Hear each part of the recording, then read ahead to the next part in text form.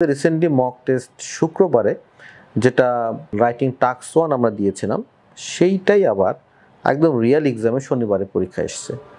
এটা কিন্তু এই ভিডিওটা একবার না, এটা ফার্স্ট ভিডিও না, এর আগে আমার এরকম ভিডিও আরও অনেক আছে দেখবেন এবং এভিডেন্স সহ আছে।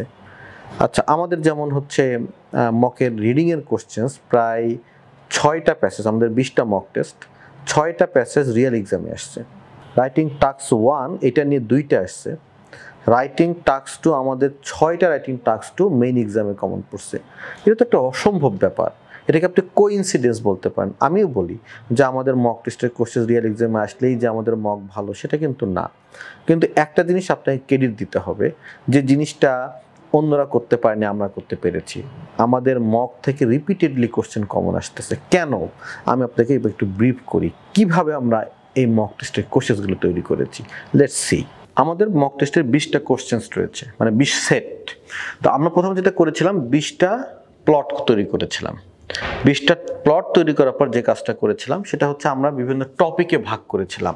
ধরেন নাম্বার 1 হচ্ছে জেন্ডার, নাম্বার 2 হচ্ছে হলো ট্যুরিজম, এটা হলো work, education.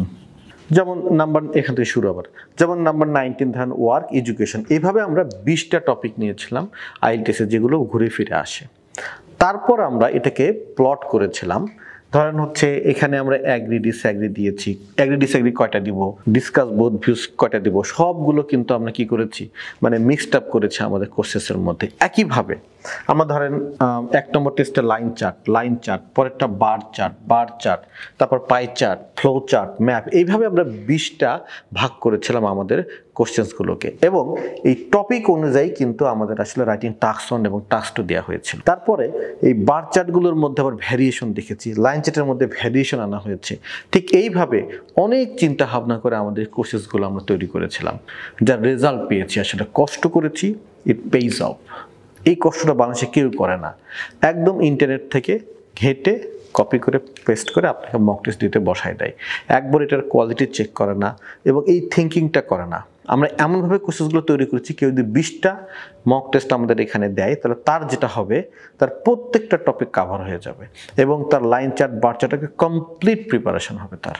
So this is actually the different, this is quality works. আমি জানি না বাংলাদেশে আর কেউ করেছে কিনা। আর যখন আমরা টপিকগুলো সিলেক্ট করেছি তখন আমি যেটা করেছি, পৃথিবীর বিভিন্ন দেশের যে কোশ্চেন্সগুলো এসেছে সেই কোশ্চেন্সগুলো আইএলটিএস ব্লগ থেকে বা বিভিন্ন জায়গা থেকে কালেক্ট করে ওগুলোকে ইনক্লুড করার ট্রাই করেছি। এটাই হচ্ছে রিজন বারবার আমাদের মক টেস্টের কোশ্চেন্স কমন পড়ছে। সো বুক ফ্লাই বলতে পারি, চাপাবাজি করতে পারি। কিভাবে? কেমব্রিজ তুমি আমাকে ফলো করো না, কেমব্রিজ